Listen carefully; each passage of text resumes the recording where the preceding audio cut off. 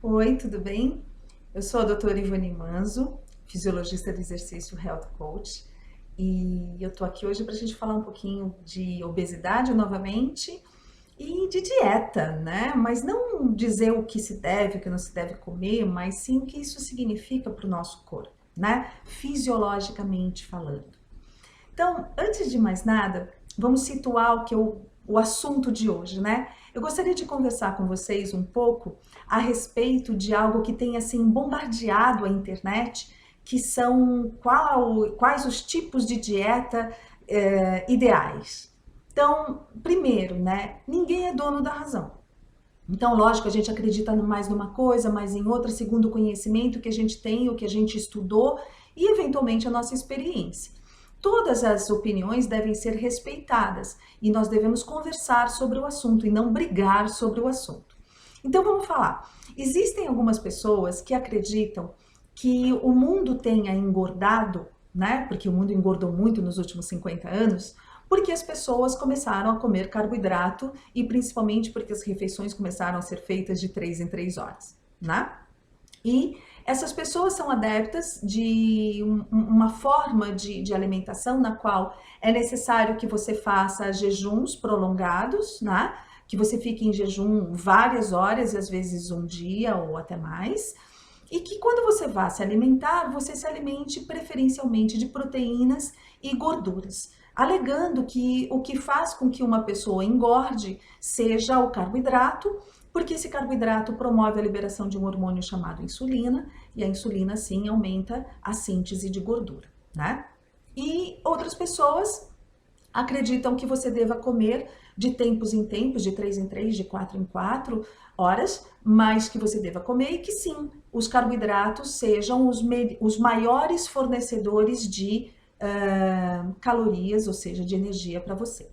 Então vamos tentar falar um pouquinho sobre as duas coisas, né? Já dizendo sim que eu não acredito que jejum prolongado seja saudável, ok?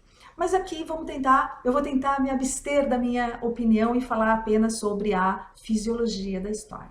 Então vamos lá. Vamos falar primeiro da dieta na qual você fica muito tempo sem comer. Bom, o que acontece no seu organismo quando você fica muito tempo sem comer? Quando você faz isso, sim, ele é obrigado a lançar mão das suas reservas energéticas para que você continue vivo. E as suas reservas energéticas, sem dúvida nenhuma, são as gorduras que estão estocadas no seu corpo. Então, é óbvio, é claro, você vai sim emagrecer, sem dúvida nenhuma, porque você está diminuindo a quantidade de energia que você ingere e aumentando o tempo que você fica gastando essa energia. Então, é lógico que você vai emagrecer. Quando você passa um período em jejum, o que acontece é que seu estômago diminui de tamanho. Então, quando você comer, você vai conseguir comer menos, uma quantidade menor, e com isso, ao longo, vamos dizer assim, de uma semana, você acabou ingerindo uma quantidade menor de alimento do que se você não tivesse respeitado esse jejum. Claro, isso é óbvio, isso vai acontecer. Sem dúvida, se você é uma pessoa obesa e você tem índices de, vamos dizer assim, gordura circulante muito alto, essa gordura circulante vai diminuir. Se você tem uma glicemia muito alta, essa glicemia vai diminuir. Eu não discuto isso. Isso realmente vai acontecer. Isso é benéfico? Sim, isso é benéfico. O que eu aponto é que existem outras modificações que podem não ser benéficas. Então, eu quero apontar apenas duas, existem mais, mas eu quero apontar apenas duas. Uma, a diminuição do metabolismo ao longo dos anos. Os estudos não foram feitos ao longo de 5, 10, 15 anos, né? Então, ao longo de alguns meses não vai acontecer nada, mas ao longo dos anos, como é que isso vai se colocar? Essa é a minha primeira questão.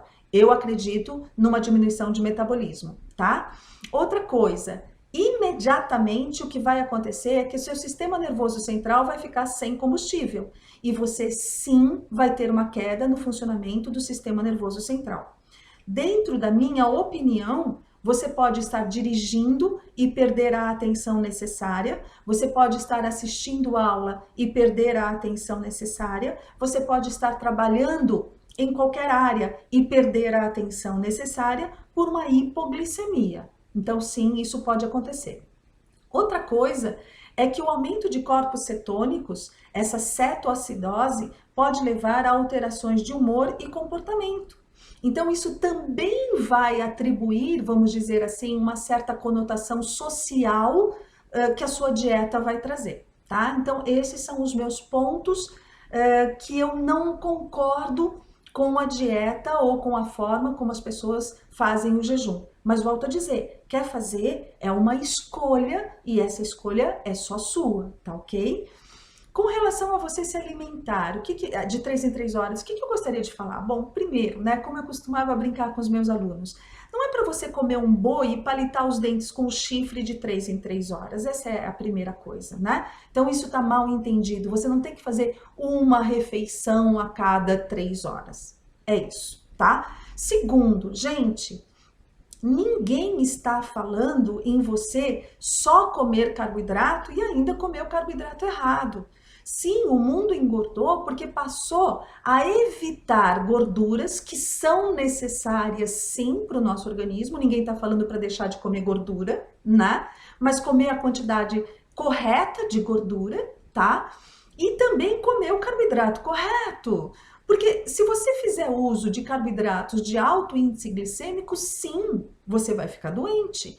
Então, se nós somos adeptos à dieta dos nossos ancestrais, paleolítica, como o pessoal fala, não existia carboidrato refinado naquela época, né? Então, talvez o carboidrato que tenha realmente trazido todas essas mazelas para a humanidade é o carboidrato refinado e os alimentos industrializados. Agora, você comer in natura, prevalecendo alimentos crus, legumes que você pode comer cru, isso também tem a ver com a dieta dos nossos ancestrais, né? E aí, o que eu gostaria de falar ainda com relação ao pessoal que fala, nossos ancestrais comiam daquele jeito e eles eram saudáveis. A gente não sabe se eles eram saudáveis, né? Por quê? Porque não existe como comparar. Se você pensar em termos de evolução, 100 anos não muda praticamente no nosso corpo. Agora, 2 milhões de anos, o corpo do ser humano hoje é absurdamente diferente do corpo do ser humano da era paleolítica. Então, só isso já faz com que não possa existir uma comparação entre as duas populações, né? Então, nós temos diferenças brutais da era paleolítica para a atual. E isso faz com que a gente não possa fazer essa comparação de forma tão simplória. Ah, porque o meu ancestral paleolítico fazia isso, eu posso fazer isso. Não é assim. E outra coisa é que aqueles seres humanos não chegavam nem aos 30 anos de idade. Como que eu posso comparar um ser humano com uma fisiologia diferente do ser humano de hoje, que não chegava nem a 30 anos de idade, com uma pessoa de 54 anos como eu, por exemplo? Não existe forma de comparação, né? Então, eu gostaria de dizer que essas coisas simples que são faladas, como na era paleolítica era assim, gente, isso não é simples, isso não pode ser comparado dessa forma, tá ok? Eu sei que vai chover críticas a esse vídeo, né? Como tem chovido a outros vídeos também, mas eu me sinto na obrigação de esclarecer algumas coisas. 2 milhões de anos é muito tempo. É muita diferença entre a população paleolítica e a população atual, tá? Isso a gente precisa levar em conta. E mais uma vez, existe uma forma, ou existem diretrizes na alimentação e elas estão mudando, mas não para que as pessoas deixem de comer carboidrato, mas que as pessoas comam o carboidrato correto. E não para que as pessoas se encham de gordura, mas que comam a gordura correta na quantidade correta, tá ok? Obrigada pela atenção, gente. Tchau!